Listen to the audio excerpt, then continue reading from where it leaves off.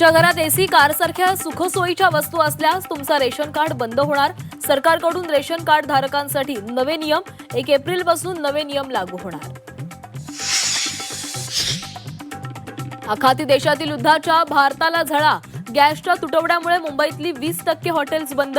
पुरवठा सुरळीत न झाल्यास पुढच्या 3 दिवसात 50% हॉटेल्स बंद होण्याची शक्यता। नाशिक शहरातही व्यावसायिक गॅसचा तुटवडा। सिलेंडर अभावी हॉटेल्स बंद करण्याची वेळ।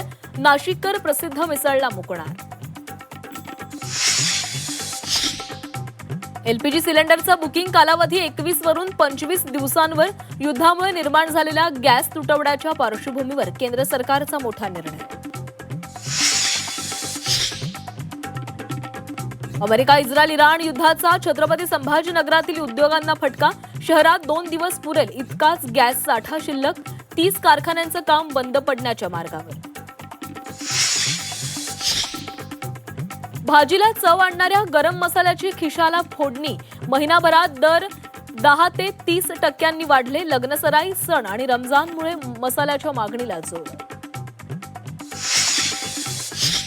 खनिज तेल, गॅस पाठोपाठ आता देशावर डिजिटल संकट। युद्ध चिघळल्यास देशातील इंटरनेट सेवा धोक्यामध्ये येण्याची शक्यता।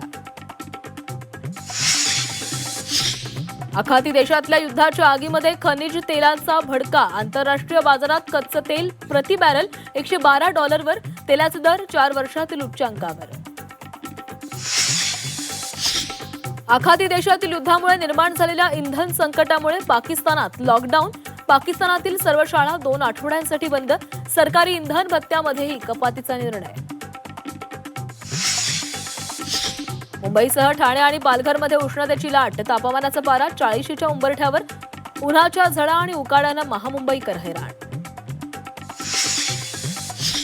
वाढत्या उन्हामुळे विदर्भाची झाली भट्टी। बहुतांश जिल्ह्यांमध्ये पारा 40शी पार।